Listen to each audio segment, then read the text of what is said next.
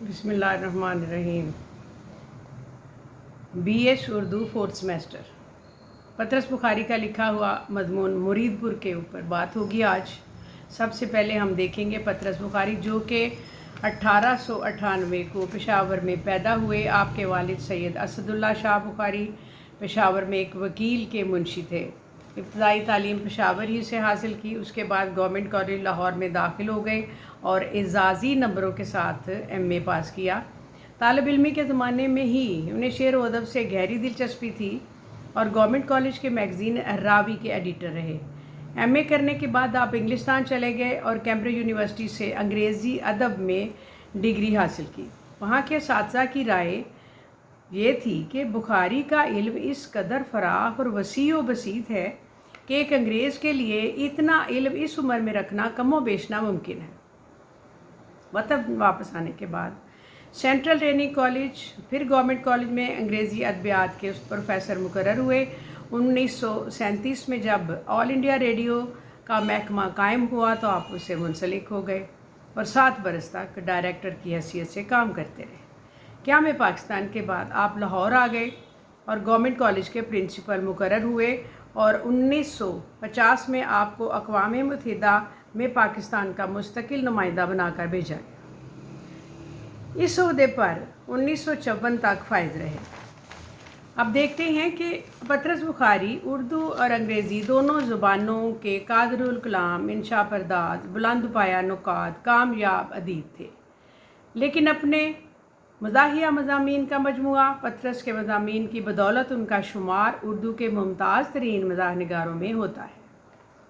पतरस एक ज़हीन बेहतरीन अदीब थे। उनका मुतालिया नहायत गहरा और मालूमात बहुत वसी थी।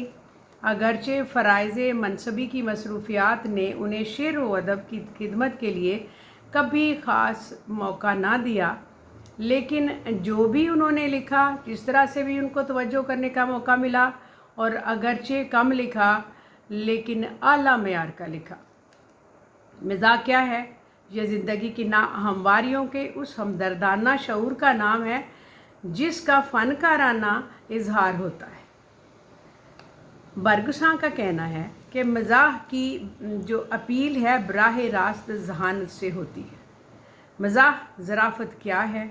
सबसे आला किस्म उसकी, उसे अंग्रेज़ी में ह्यूमर कहते हैं।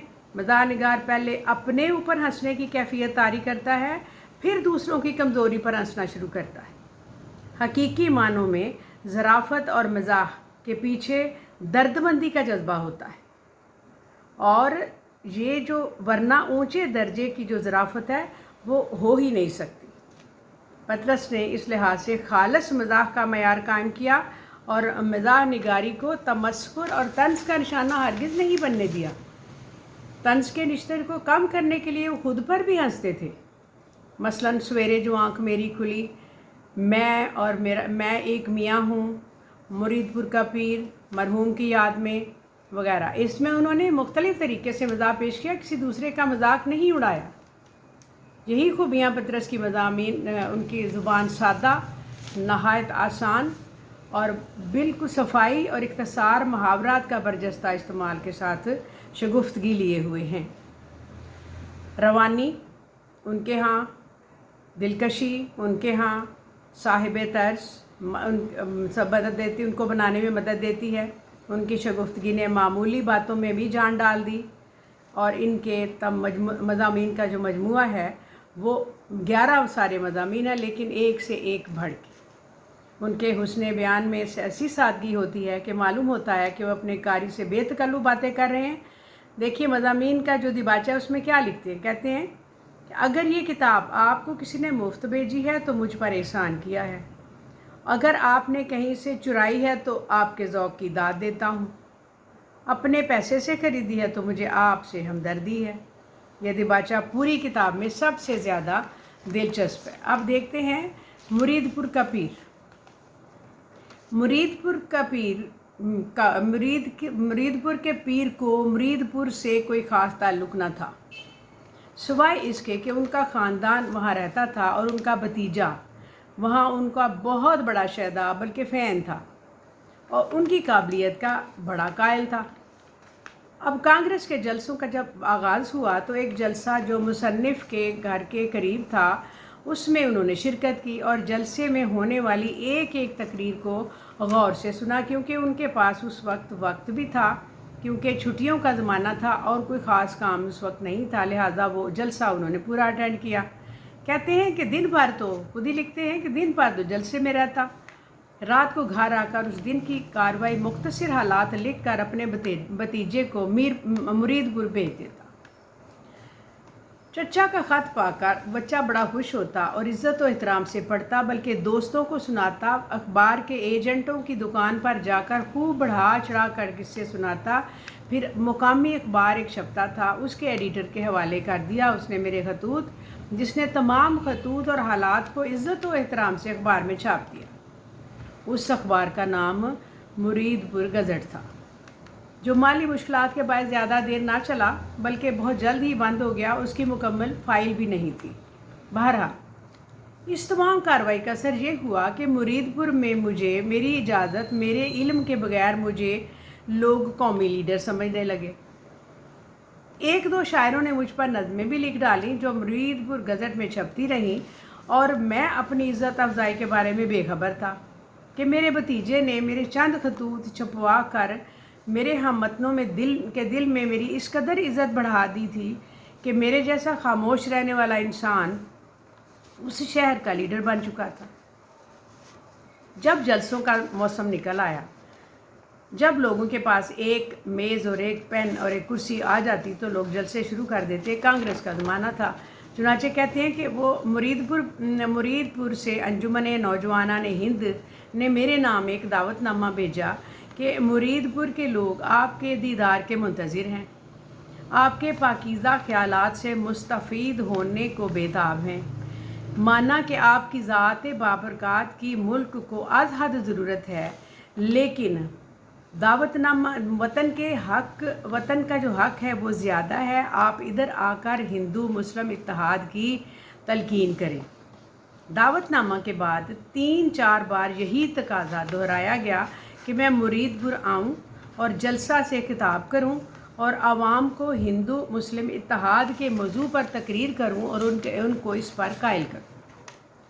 मैं भी अपने शहर के लोगों की कदरदानी से मुतासिर हुआ और एक तकरीर की तैयारी कर डाली। इसके अहम नुकात जमा किए, एक कागज़ पर लिखे, वो जो यूँ थे कि हिंदू मुस्लिम भाई भाई हैं, हिंदुस्तान की गाड़ी के 2 पहिए हैं, जो लोग इत्तफाक से रहे उन्होंने तरक्की की, तारीख़ इस बात की शाहिद है, और नफाक और फूट मुल्क की तबाही है। कुछ मुहावरात लिखे। आगाज़ के लिए हाल ही के ये इशार इंतखाब किए कि घटा सर पे अदबार की छा रही है, फलाकत समा अपना दिखला रही है, नहूसत पसो पेश मंडला रही है, ये चारों तरफ से निदा आ रही है कि कल कौन थे आज क्या हो गए हैं, अभी जागते थे अभी सो गए हैं। गोया तकरीर की तैयारी हो गई तो मुरीदपुर रवानगी की इत्तला भतीजे को दे दी और साथ ही ताकीद की कि स्टेशन पर इस्तकबाल करने को कोई ना आए। लेकिन मैंने गाड़ी से उतर कर देखा कि 1000 अफराद का मजमा जमा हो चुका था। बड़ा ही पुरतपाक इस्तकबाल हुआ, हार पहनाए गए। उसी तरह से मुझे जलसा गाह पहुंचा दिया गया। जब जलसा गाह पहुंचा, वहां स्टेज पर मुझे बिठा दिया गया। लोग मेरा नाम लेकर नारे लगाने लगे। झंडे लगे हुए थे जिन पर मेरी तारीफ़ में कुछ कलमात दर्ज थे, मसलन मुरीदपुर के लायक फर्जंद खुश आमदीद, हिंदुस्तान को इस वक्त तुम्हारी ज़रूरत है। इस तरह की तमाम जो बातें थी मेरी खुशामद में मेरे हक़ में लिखी हुई थी।